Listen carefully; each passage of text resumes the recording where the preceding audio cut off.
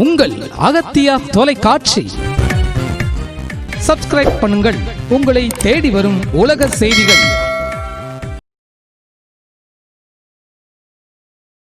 போட்டுமே அப்படின்னு நினைச்சிடாதீங்க. அப்புறம் உங்க மரியாதை இருக்காது. நீங்கள் விட்டு செல்லும் சொத்து நல்ல சூழல் தான், அதை நீங்கள் விட்டு செல்ல வேண்டும். இங்கே இருக்கும் பல குறைகளை நாங்கள் தெரிந்தவரை புரிந்தவரை அதற்கு மாற்று என்ன என்பதை பற்றி பேச ஆரம்பித்து விட்டோம். ஒரு விஷயம் நாங்கள் செய்ய வேண்டிய கடமை என்பதை புரிந்து கொண்டுள்ளோம். மீனவர் வாழ்வாதாரம் பாதுகாக்கப்பட வேண்டும், அது பாதுகாக்கப்படும். மீனவ தொழில் உயர்தர கருவிகளை உங்கள் கையில் கொடுத்து சர்வதேச மீனவ சகோதரர்களுக்கு நிகரான வசதிகளை உங்களுக்கு செய்ய வேண்டியது அரசின் கடமை. அந்த கருவிகளை உங்கள் கை கொண்டு சேர்ப்பது அரசின் கடமை என்று நாங்கள் நம்புகிறோம். ஒரு மீனவர் கூட கடலில் கைவிடப்படாத அளவிற்கு வேண்டிய ஏற்பாடுகளை, தொழில்நுட்பத்தை கண்டிப்பாக எங்களால் தெரிவிக்க முடியும். ஏன் நினைத்தால் உங்களால் தெரிவிக்க முடியும். உங்களுக்கு வேலை செய்யும் கருவிகளாக மட்டுமே நாங்கள் இருக்கிறோம். நாங்கள் முதலாளி வேஷம் போட வரவில்லை, உங்கள் பங்காளிகள் நாங்கள்.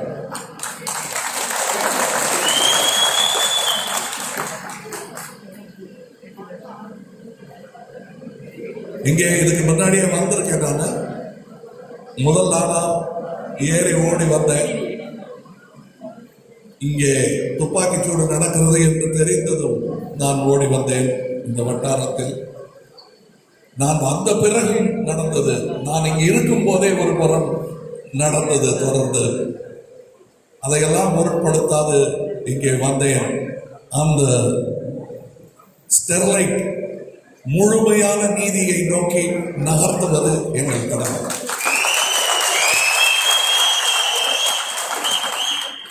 இங்கே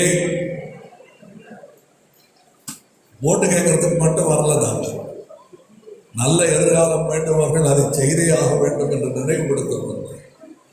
அது மட்டுமல்ல, மீனவர் அணி ஒன்று துவங்க இருக்கிறோம். தகுதியானவர்கள் அதில் இருக்க வேண்டும் என்று நாங்கள் நினைக்கிறோம்.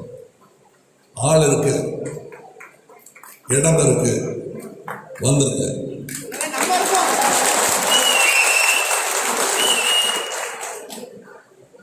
நாங்கள்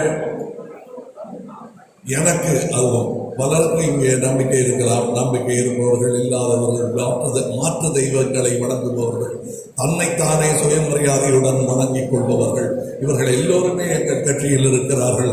அனைவருக்குமே சம மரியாதை உண்டு. எங்களுக்கு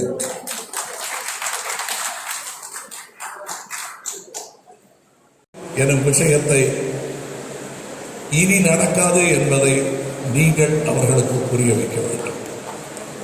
பல இடங்களில் சொல்லிட்டு வரேன். புரிந்தவங்க பல பேர் இங்கே இருப்பாங்க. புரியாத அளவுக்கு ஏழ்மை சிலரை இருளாய் மறைத்துக் கொண்டிருக்கும் பொழுது அவர்களுக்கு எடுத்துச் சொல்ல வேண்டிய கடமை உங்களுக்கும் உண்டு, எனக்கும் உண்டு. கொடுக்கப்படும் 5000மோ 3000மோ 2000மோ யார் வீட்டு காசு? உங்கள் பையிலேருந்து எடுத்து உங்கள் கையிலேயே கொடுக்கிறது எப்படிப்பட்ட தர்மம், எப்படிப்பட்ட பரோபகாரம்!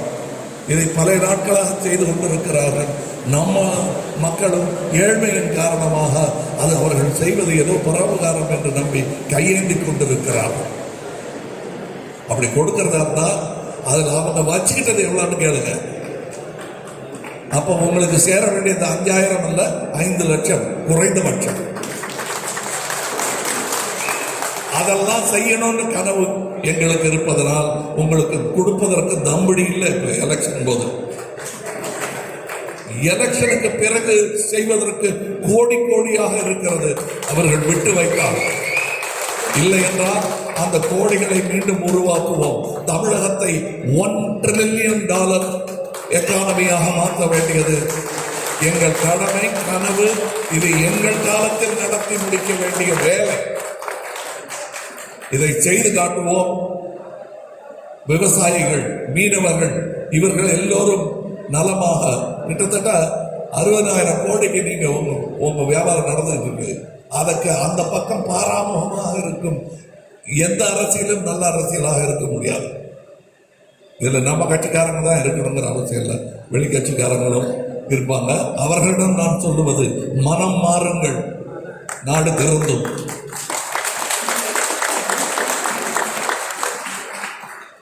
மனம் திருந்தினால் நாடும் வீடும் திருந்தும்.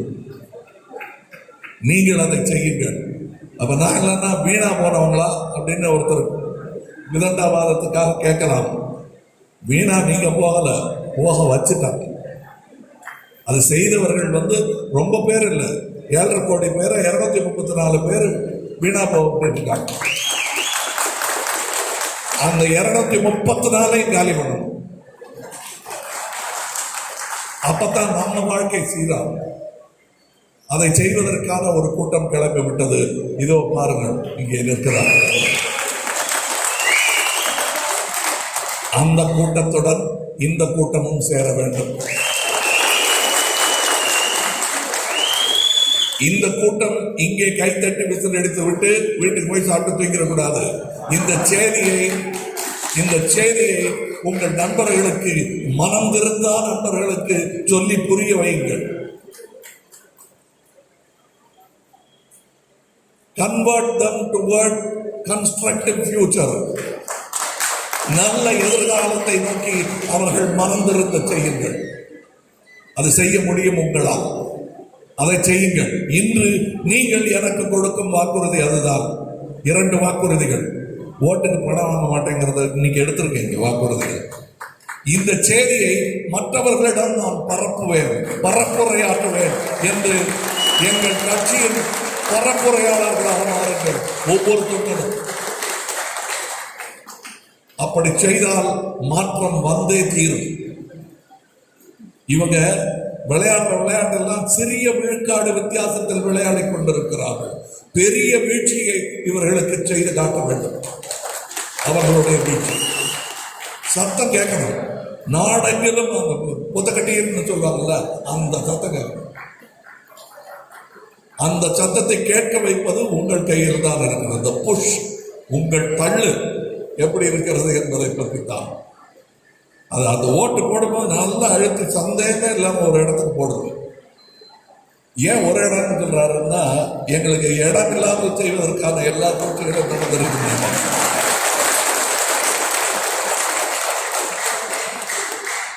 டார்ச் லைட்டை ஒழிச்சு வச்சுட்டா பகல் வராம போயிருமா?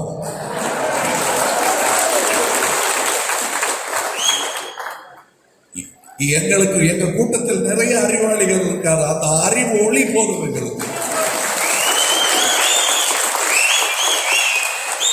நான் ஏன் இன்னும் சின்னத்தை சொல்றேன்னா, இப்பதான் கொடுப்பாங்க, இன்னும் கொஞ்ச நாள்ல தாமதப்படுத்தி அலைவிட்டு கொடுப்பாங்க. அது வாங்கின பிறகு அதை வெற்றியின் சின்னமாக மாற்றி காட்ட வேண்டியது உங்கள் பொறுப்பு. அதை சொல்லும் அதே நேரத்தில் எனக்கு சொர்க்க நரகத்தில் நம்பிக்கை கிடையாது. ஆனால் நான் வேறொரு மீட்டிங்கில் பேசும்போதும் சொல்லிக் கொண்டிருந்தேன், நரகத்தை பார்க்க வேண்டும் என்று நினைப்பவர்கள் அரசு ஆஸ்பத்திரிகளில் அனுமதிக்கப்பட்டால் அந்த தரிசனம் கிடைக்கும். அதை மாற்றி அமைக்க வேண்டும். அரசு ஆஸ்பத்திரிகள் நரகங்களாக இல்லாமல், கழிப்பறை கூட இல்லாத வியாதி குட்டையாக அரசு மருத்துவமனைகள் இல்லாமல் இருக்க செய்வது எங்கள் கடமை.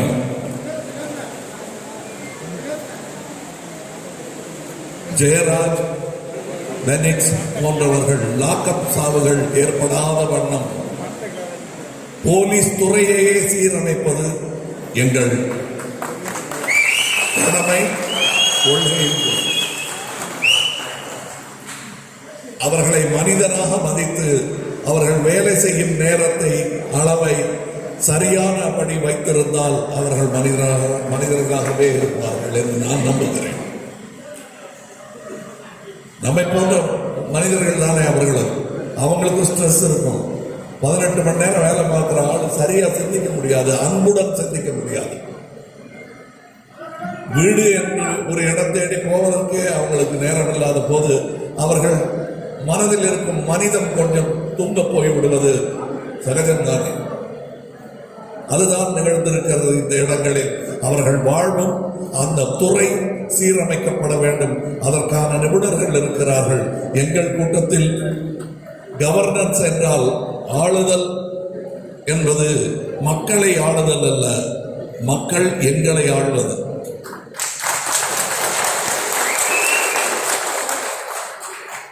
குறைந்த அரசு பரிபாலனம் தான் சிறப்பான அரசு பரிபாலனம் என்று உலகம் நாம் துவங்கிவிட்டது.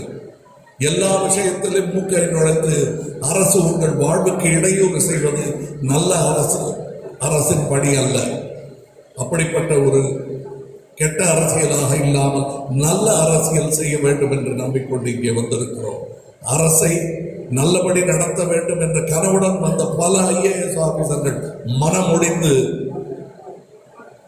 போவாக்கட்டையில் கையை வைத்துக் கொண்டிருக்கிறார்கள். அல்லது எங்கள் சந்தோஷ் பாபு போல் இன்னும் பல வருடங்கள் வேலை பாக்கி இருந்த போதும் அதை உதறி தள்ளிவிட்டு மக்கள் சேவையில் இறங்கி இருக்கிறார்கள்.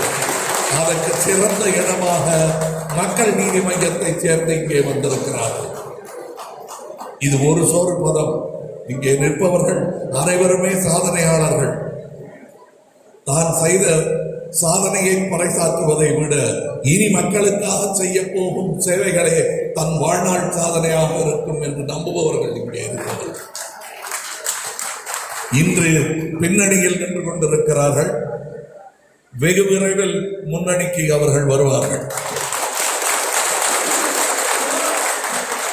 அவர்களுடன் இன்று நான் உங்களுடன் பேசுகிறேன், நாளை நீங்கள் அவர்களுடன் பேச வேண்டும்.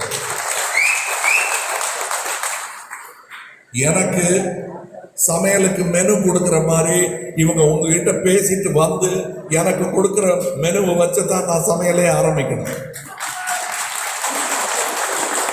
அதற்கான ஏற்பாடுகளை, வசதிகளை நீங்கள் செய்து தர வேண்டும். உங்கள் பொறுப்பு. இதை கையில் எடுக்க நீங்கள் தமிழகத்தை மாற்ற முடியும், மாற்ற வேண்டும். இல்லத்தரசிகளுக்கு ஊதியம் என்ற போது கொக்கரித்து சிரித்தவர்கள், பீஜிங் டெக்ளரேஷன் என்னவென்றே தெரியாதவர்கள், ஐரோப்பாவில் இதை பற்றி யோசிக்கிறார் என்று சேரி கூட காதில் எட்டாத தமிழர்கள் இதில் சங்கூதி கொண்டிருக்க நேரம் எங்களுக்கு இல்லை.